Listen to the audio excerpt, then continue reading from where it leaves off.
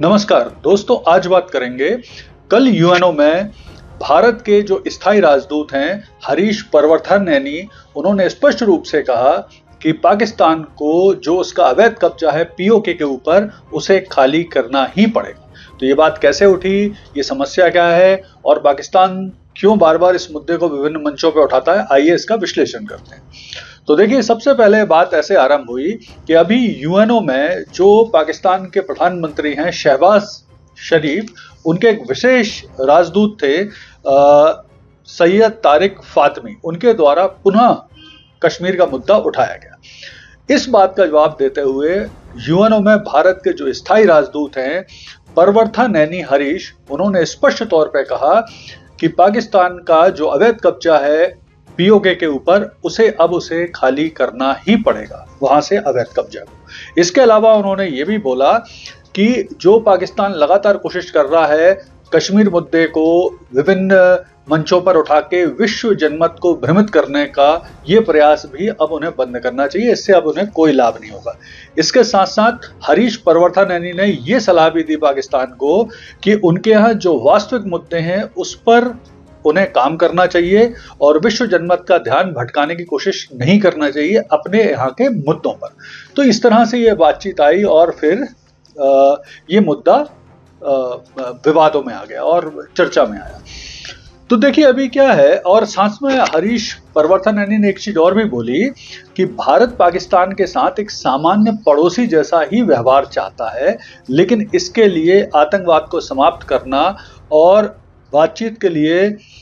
शत्रुता मुक्त वातावरण बनाने की जिम्मेदारी भी पाकिस्तान की है। अगर वो ऐसा करता है तो भारत निश्चित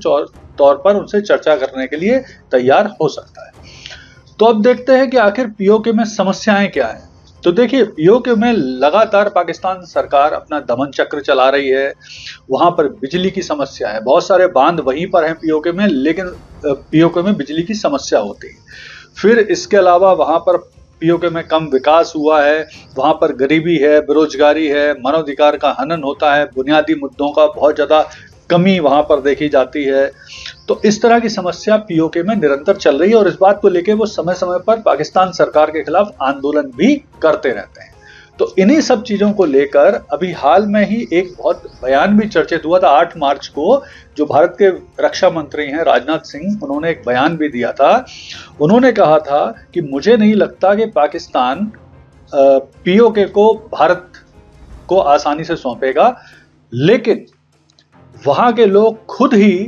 पाकिस्तान सरकार पर दबाव डालेंगे पीओके को भारत में शामिल होने के लिए, क्योंकि वो निरंतर देख रहे हैं कि जो भारत की साइड वाला कश्मीर है वहां किस तरह से तीव्र गति से विकास हो रहा है और अन्य गतिविधियां चल रही हैं। ऐसा ही एक बयान अभी हाल में ही जो भारत के विदेश मंत्री हैं एस जयशंकर, उन्होंने लंदन का एक चैंटम हाउस है वहां पर व्याख्यान देते हुए बोला था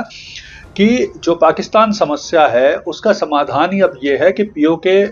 भारत में शामिल हो, तो इससे ये कश्मीर समस्या ही पूरी तरह से समाप्त हो जाए। तो देखिए, अब इसको इस मुद्दे के साथ जल्दी से ये भी समझ लेते हैं कि आखिर